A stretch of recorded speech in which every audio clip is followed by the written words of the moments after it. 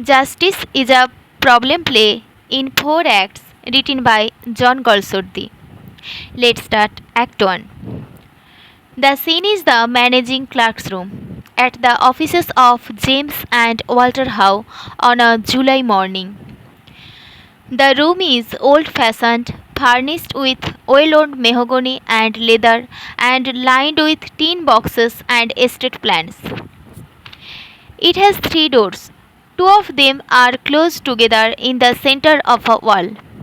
One of these 2 doors leads to the outer office, which is only divided from the managing clerk's room by a partition of wood and clear glass. And when the door into this outer office is opened, there can be seen the wide outer door leading out onto the stone stairway of the building. The other of these 2 center doors leads to the junior clerk's room. The third door is that leading to the partner's room. The managing clerk Coxon is sitting at his table adding up figures in a passbook and murmuring their numbers to himself. He is a man of 60, wearing spectacles rather short, with a bald head and an honest pug-dog face. He is dressed in a well-worn black frock coat and pepper and salt trousers. Coxon. And 5s 12 and 3, 15, 19, 23, 32, 41 and carry 4. He takes the page and goes on murmuring. 5, 7, 12, 17, 24 and 9, 33, 13 and carry 1. He again makes a tick. The outer office door is opened and Swiddle, the office boy, appears closing the door behind him. He is a pale youth of 16 with spiky hair. Coxon, with grumpy expectation, and carry 1. Swiddle, there is a party wants to see Falder, Mr. Coxon. Coxon, 5, 9, 16, 21, 29, and carry 2. Send him to Morris's. What name? Swiddle, Honeywill. Coxon, what's his business? Swiddle, it's a woman. Coxon, a lady? Swiddle, no, a person. Coxon, ask her in. Take this passbook to Mr. James. Swiddle, reopening the door. Will you come in, please? Ruth Honeywill comes in. She is a tall woman, 26 years old, unpretentiously dressed, with black hair and eyes and an ivory white, clear cut face. She stands very still, having a natural dignity of pose and gesture. Swiddle goes out into the partner's room with the passbook. Coxon, looking round at Ruth. The young man is out. Suspiciously.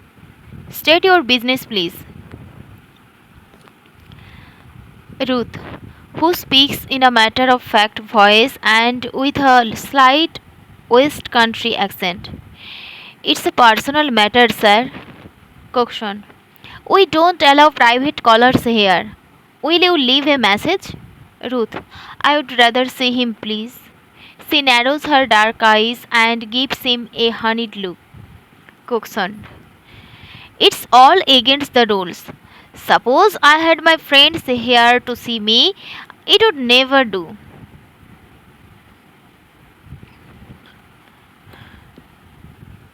Ruth, no, sir. Coxon, exactly.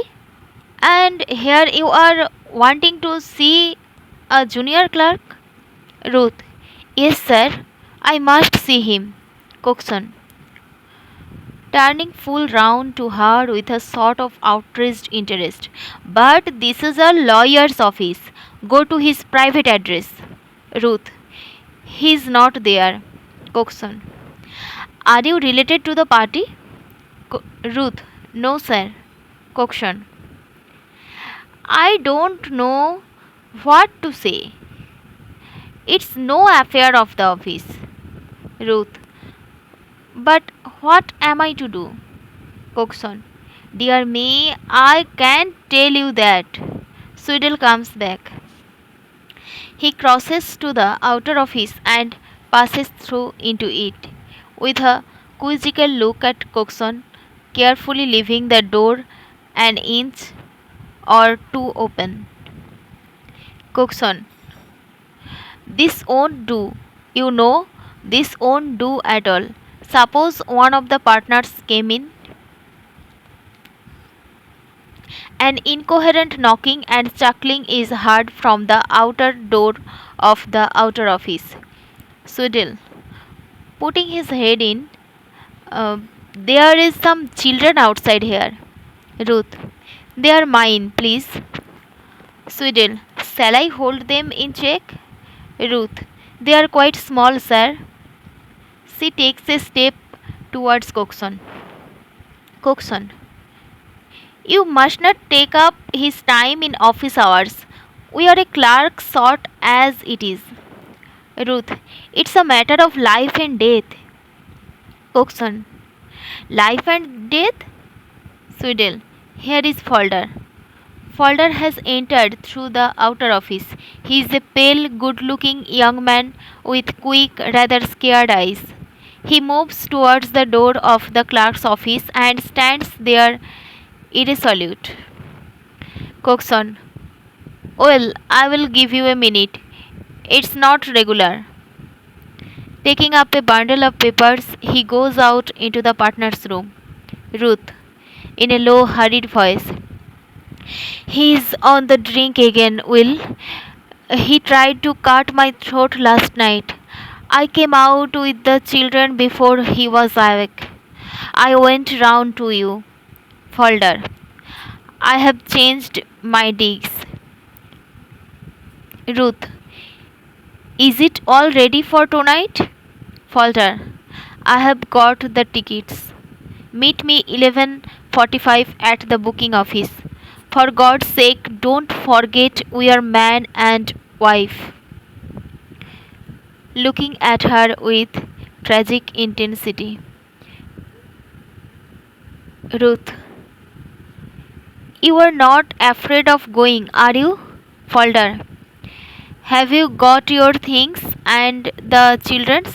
Ruth, had to leave them for fear of waking Honeywill, all but one bag. I can't go near home again. Folder, Folder, all that money gone for nothing. How much must you have? Ruth, £6. I could do with that, I think. Folder, don't give away where we are going. As if to himself, when I get out there, I mean to forget it all. Ruth, if you are sorry, say so. I would sooner he killed me than take you against your will. Folder, with a queer smile, you have got to go. I don't care. I will have you. Ruth, you have just to say, it's not too late. Folder, it is too late. Here is £7. Booking office 11:45 tonight. If you were not what you are to me, Ruth, Ruth, kiss me. They cling together passionately, then fly apart just as Coxon re-enters the room. Ruth turns and goes out through the outer office. Coxon advances deliberately to his chair and seats himself. Coxon, this isn't right, Folder. Folder, it cannot occur again, sir. Coxon, it's an improper use of these premises. Folder, yes, sir. Coxon, you quite understand. The party was in some distress, and having children with her, I allowed my feelings. He opens a drawer and produces from it a tract. Just take this. Purity in the home. It's a well written thing. Folder, taking it with a peculiar expression. Thank you, sir. Coxon. And look here, Folder, before Mr. Walter comes, have you finished up that cataloguing Davis had in hand before he left? Folder. I shall have done with it tomorrow, sir, for good. Coxon. It's over a week since Davis went. Now it won't do, Folder. You were neglecting your work for private life. I shall not mention about the party having called, but Folder, thank you, sir. Coxon stares at the door through which Falder has gone out, then shakes his head and is just settling down to write when Walter Howe comes in through the outer office. He is a rather refined looking man of 35 with a pleasant, almost apologetic voice. Walter, good morning, Coxon. Coxon, morning, Mr. Walter. Walter, my father here? Coxon, always with a certain patronage as to a young man who might be doing better. Mr. James has been here since 11 o'clock. Walter, I have been in to see the pictures at the Guildhall. Coxon, looking at him as though this were exactly what was to be expected. Have you now? Yes? This lease of bolters, am I to send it to council? Walter, what does my father say? Coxon, haven't bothered him. Walter, well, we cannot be too careful. Coxon, it's such a little thing, hardly worth the fees. I thought you would do it yourself. Walter, send it, please. I don't want the responsibility. Coxon, with an indescribable air of compassion, just as you like. This right of way case, you have got them on the deeds. Walter, I know, but the intention was obviously to exclude that bit of common ground. Coxon, we need not worry about that. We are the right side of the law. Walter, I don't like it. Coxon, with an indulgent smile. We shall not want to set ourselves up against the law. Your father wouldn't waste his time doing that. As he speaks, James Shaw comes in from the partner's room. He is a shortish man with white side whiskers, plentiful grey hair, shrewd eyes, and gold pince-nez. James, morning, sir. Walter, how are you, father? Coxon, looking down his nose at the papers in his hand as though deprecating their size. I will just take Bolter's lease into young Falder to draft the instructions. He goes out into Falder's room. Walter, about that right of way case? James, oh well, we must go forward there. I thought you told me yesterday the farm's balance was over 400. Walter, so it is. James, holding out the passbook to his son. 351, no recent checks. Just get me out the checkbook. Walter goes to a cupboard, unlocks the drawer, and produces a checkbook. James, tick the pounds in the counterfoils. 5, 54, 7, 5, 28, 20, 90, 11, 52, 71. Tally. Walter, nodding. Can't understand. Made sure it was over 400. James, give me the checkbook.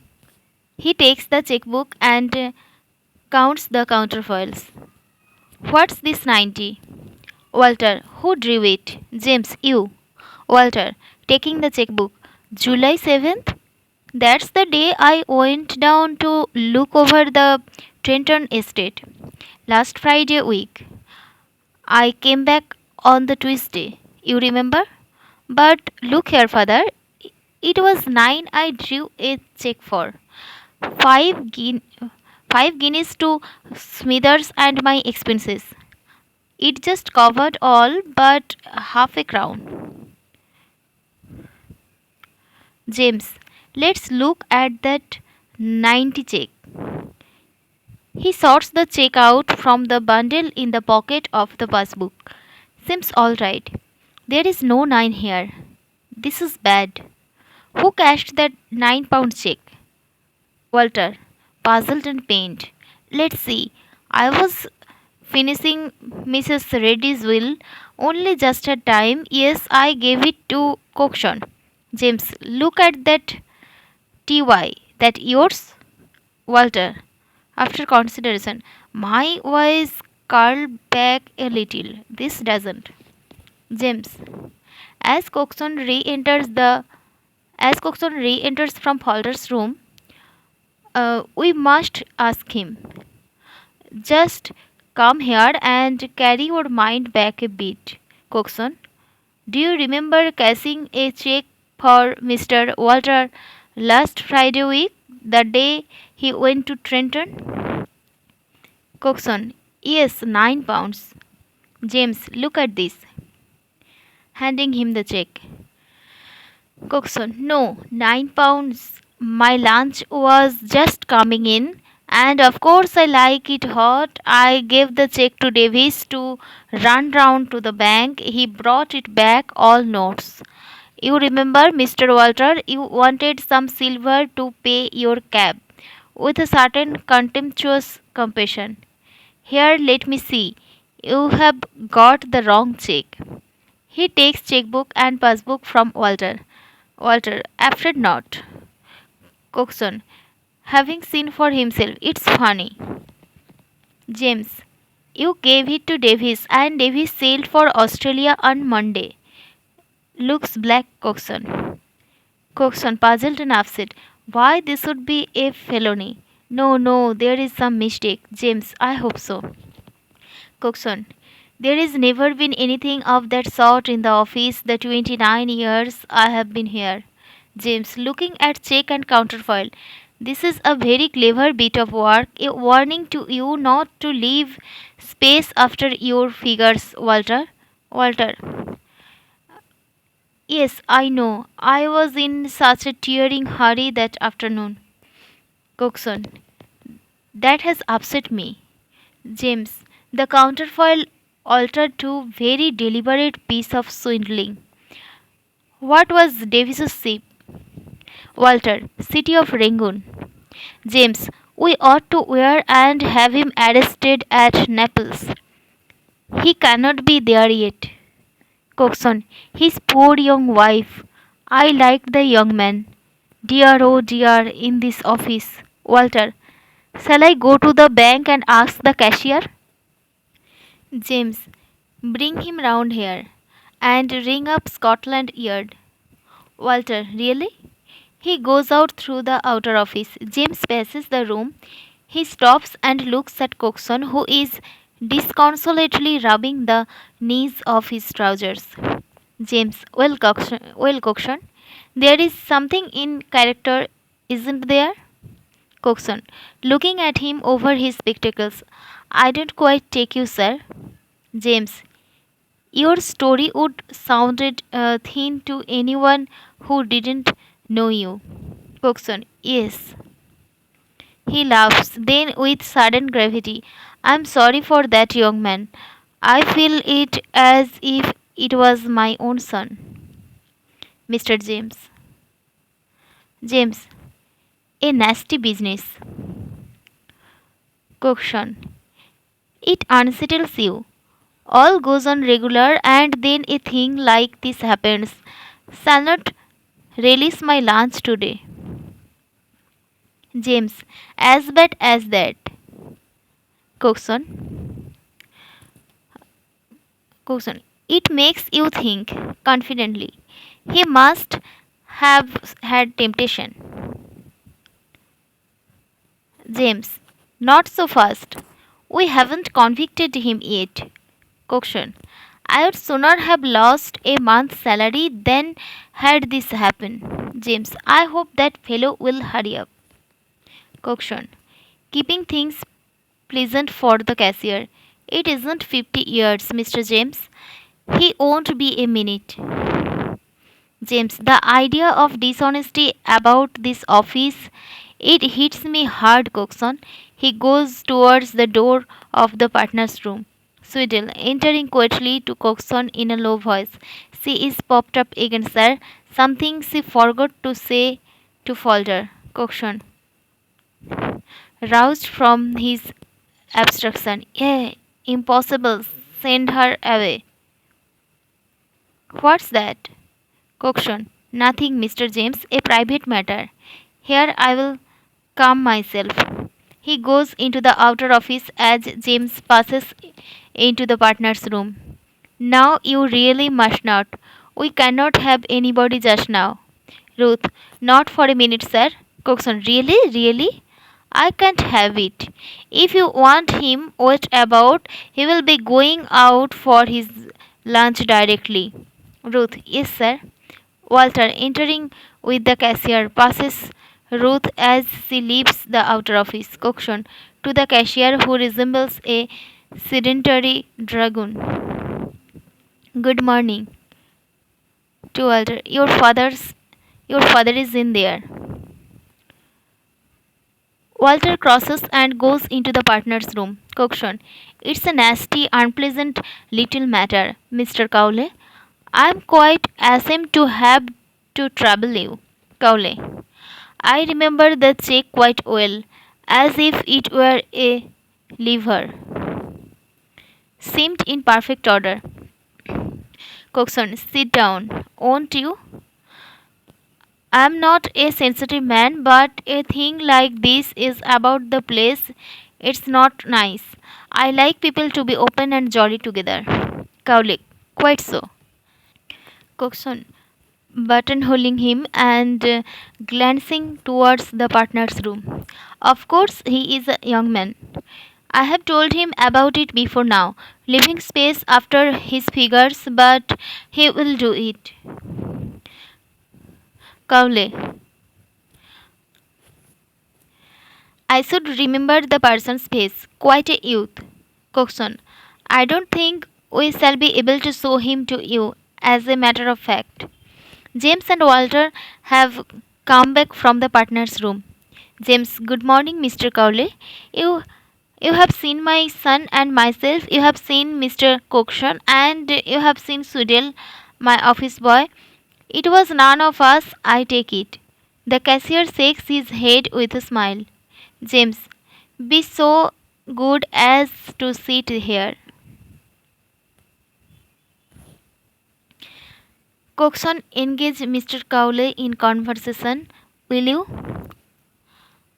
He goes towards Falder's room. Coxon, just a word, Mr. James. Well, Coxon, you don't want to upset the young man in there, do you?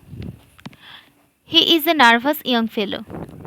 James, this must be thoroughly cleared up, Coxon, for the sake of Falder's name, to say nothing of yours. Coxon, with some dignity. That will look after itself, sir. He's been upset once this morning. I don't want him startled again. James, it's a matter of form, but I can't stand upon niceness over a thing like this. Too serious. Just talk to Mr. Cowley. He opens the door of Falder's room. James, bring in the papers in Bolter's lease. Will you, Falder? Coxon, bursting into voice. Do you keep dogs? The cashier, with his eyes fixed on the door, doesn't answer. Coxon, you haven't such a thing as a bulldog pup. You could spare me, I suppose. At the look on the cashier's face, his jaw drops, and he turns to see Falter standing in the doorway with his eyes fixed on Cowley, like the eyes of a rabbit fastened on a snake. Falter, advancing with the papers. Here they are, sir. James, taking them. Thank you. Falter, do you want me, sir? James, no thanks. Falter turns and goes back into his own room. As he shuts the door, James gives the cashier an interrogative look, and the cashier nods. James, sure? This isn't as we suspected. Cowley, quite. He knew me. I suppose he can't sleep out of that room. Coxon, gloomily. There is only the window, a whole floor, and a basement.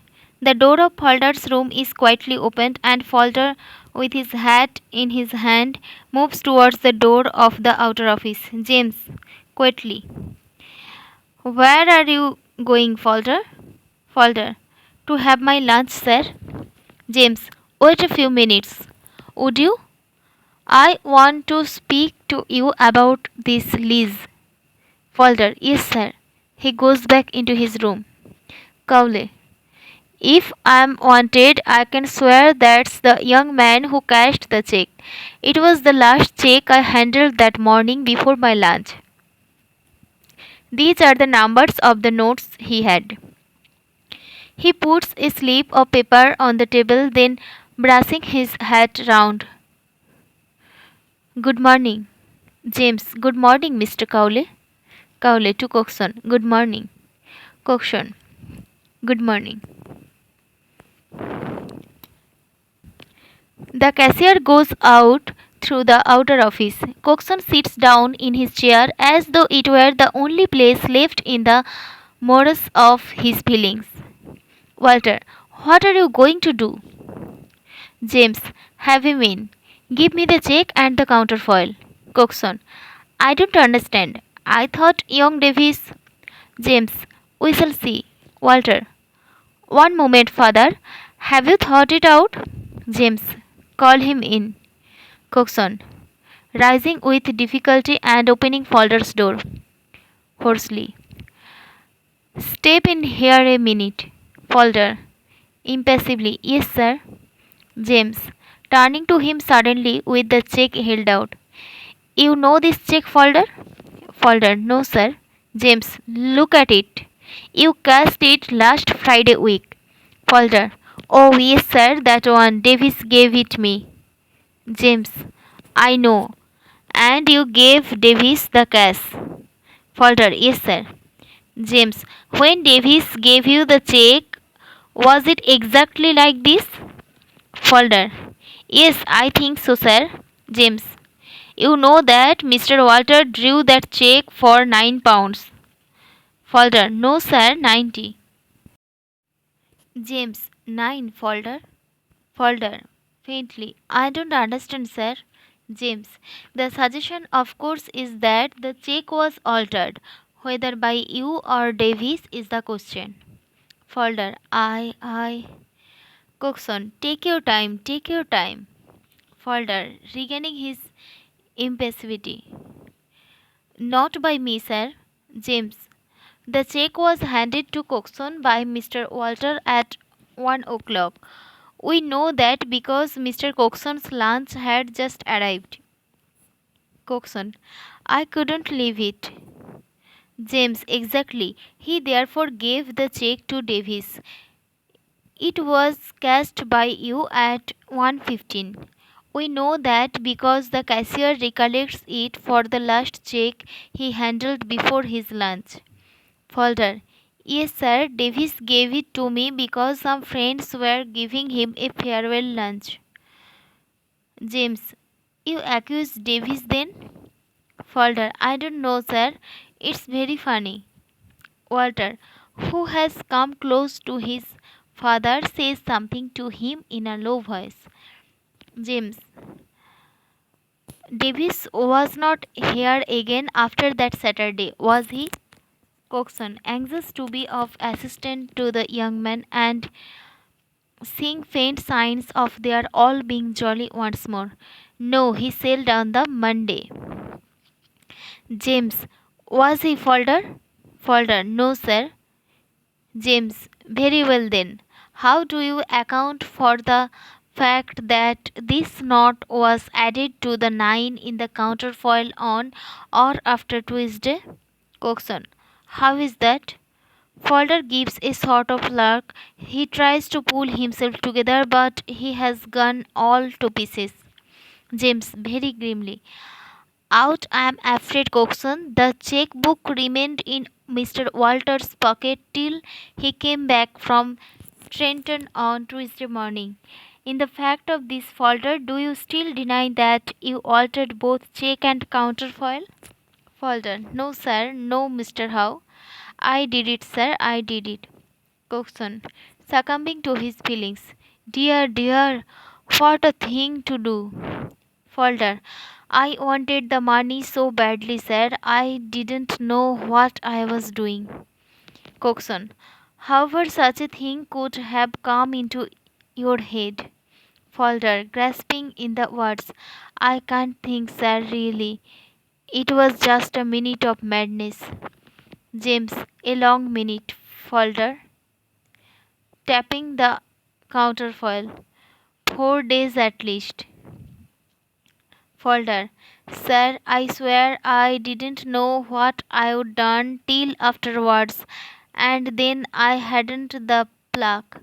Oh, sir, look over it. I will pay the money back. I will, I promise. James, go into your room. Folder, with a swift, imploring look, goes back into his room. There is silence. James, about as bad a case as there could be. Coxon, to break the law like that in here. Walter, what's to be done? James, nothing for it. Prosecute. Walter, it's his first offense. James, shaking his head. I have grave doubts of that. Too neat a piece of swindling altogether. Coxon, I shouldn't be surprised if he was tempted. James, life is one long temptation, Coxon. Coxon, yes, but I am speaking of the flesh and the devil. Mr. James, there was a woman come to see him this morning. Walter, the woman we passed as we came in just now. Is it his wife? Coxon, no, no relation. Destroying what in jollier circumstances would have been a wing. A married person, though. Walter, how do you know? Coxon, brought her children. There they were outside the office. James, a real bad egg. Walter, I should like to give him a chance. James, I can forgive him for the sneaky way he went to work, counting on our suspecting young Davies if the matter came to light. It was the merest accident the checkbook stayed in your pocket. Walter, it must have been the temptation of a moment. He hadn't time. James, a man doesn't succumb like that in a moment. If he is if he has a clean mind and habits, he is rotten.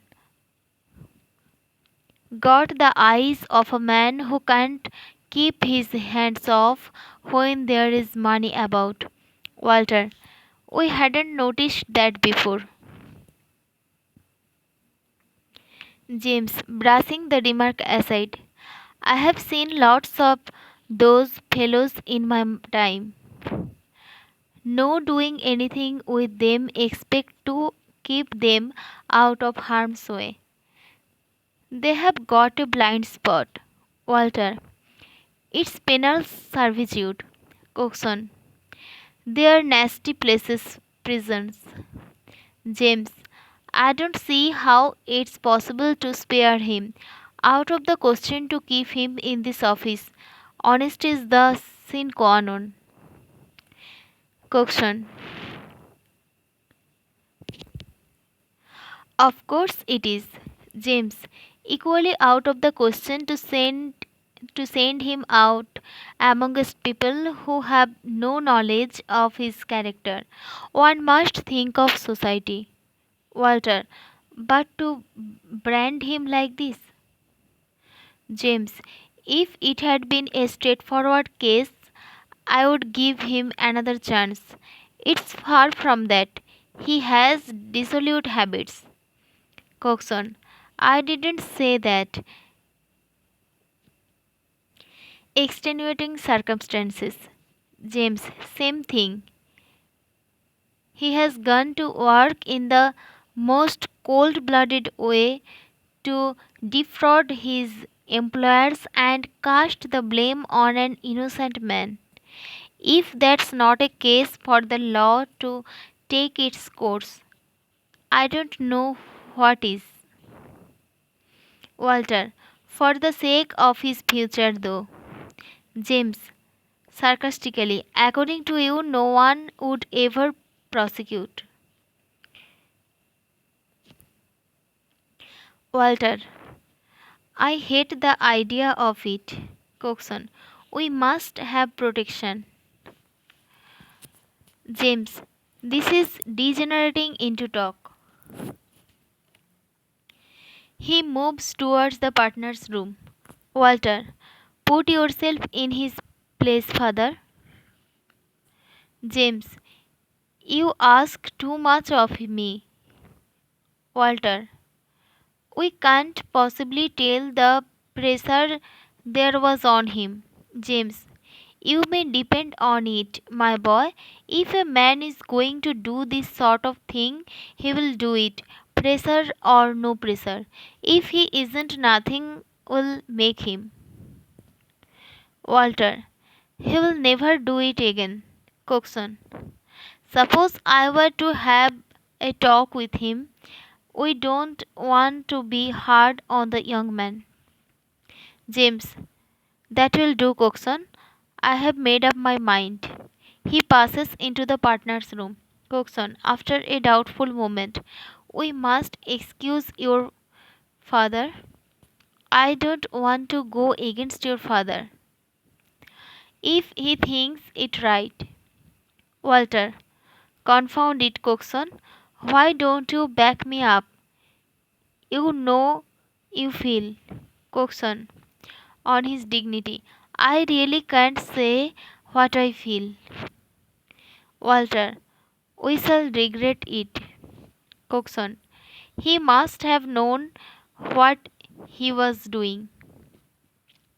Walter, the quality of mercy is not strained. Coxon, come, come, Mr. Walter. We must try and see it sensible. Sweedle, your lunch, sir. Coxon, put it down. While Sweedle is putting it down on Coxon's table, the detective Wister enters the outer office and, finding no one there, comes to the inner doorway. He is a square, medium sized man, clean shaved, in a serviceable blue serge suit and strong boots. Wister to Walter. From Scotland Yard, sir. Detective Sergeant Wister. Walter. Very well. I will speak to my father. He goes into the partner's room. James enters. Morning. In answer to an appealing gesture from Coxon. I'm sorry. I would stop short of this if I felt I could. Open that door. Swiddle, wondering and scared, opens it. Come here, Mr. Falder. As Falder comes shrinkingly out, the detective, in obedience to a sign from James, slips his hand out and grabs his arm. Falder, oh no, oh no. Wister, come, come. There is a good lad. James, I charge him with felony. Falder, oh sir, there is someone, I did it for her. Let me be till tomorrow. James motions with his head. At that sign of hardness, Falder becomes rigid. Then turning, he goes out quietly in the detective's grip. James follows, stiff and erect, Sweedle, rushing to the door with open mouth, pursues them through the outer office into the corridor. When they have all disappeared, Coxon spins completely round and makes a rush for the outer office. Coxon, here, here. What are we doing? There is silence. He takes out his handkerchief and mops the sweat from his face. Going back blindly to his table, he sits down and stares blankly at his lunch. The curtain falls.